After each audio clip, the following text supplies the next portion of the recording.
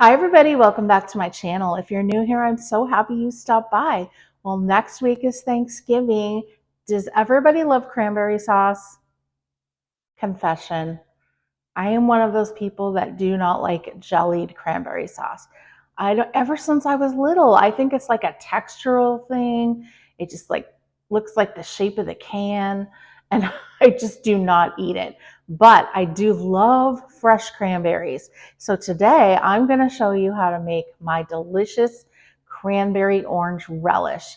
And it's so easy because you just chop up everything in the food processor, and this will last in your refrigerator for at least 2 weeks. It's so great for sandwiches, to go alongside with your turkey dinner. So let me show you how easy it is to make. All we're going to need is a 12-ounce package or bag of fresh cranberries. Now, you guys, make sure you wash these and kind of go through them, because as you will see, sometimes you get like a really nasty looking one. We don't want to put that in there. Okay, and then we're just going to need about 3/4 cup of sugar. Now you can use a little less or a little more depending on how sweet you like your relish. I like mine not too sweet. We're going to need a large orange. Now I've already zested it, and you're going to get about a teaspoon of orange zest, but we're also going to use the orange pieces in there. And then we're also going to need some nuts. Now, I usually use walnuts, but then I decided this time I'm going to try pecans.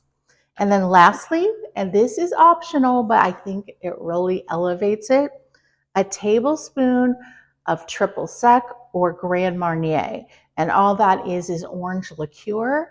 And that is just going to give it some extra flavor. But like I said, that is totally optional. So I'm just taking my large food processor and adding in my bag of fresh cranberries, along with my 3/4 cup of pecans. But like I said, you can also use walnuts. It will be just as good, I promise. My 3/4 cup of granulated sugar. Now I am going to leave a couple tablespoons in the bowl because like I said, like mine a little more tart, and I just don't want to add too much. We can always add more later. My teaspoon of the zest of my orange. Now, I just want to show you how I take the rind off the orange. Now you could just peel it, but then you're stuck with that white part on the outside, and that can make your relish bitter. So just take a knife and go around the sides like this, and then just get rid of all the pith. And if you have to go back over it a second time to get all the little pieces you missed, that is no problem. See how I got almost all of it off?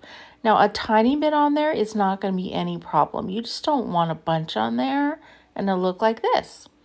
And then I just cut it and sliced it into little chunks.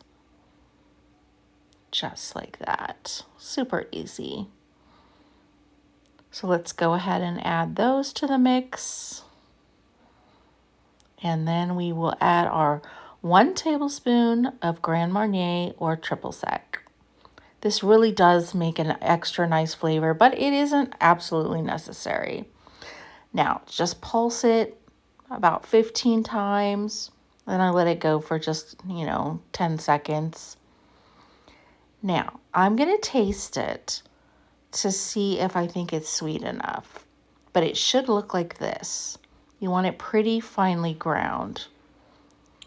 Now, after a minute, I decided to add the rest of the sugar because it was a little too tart.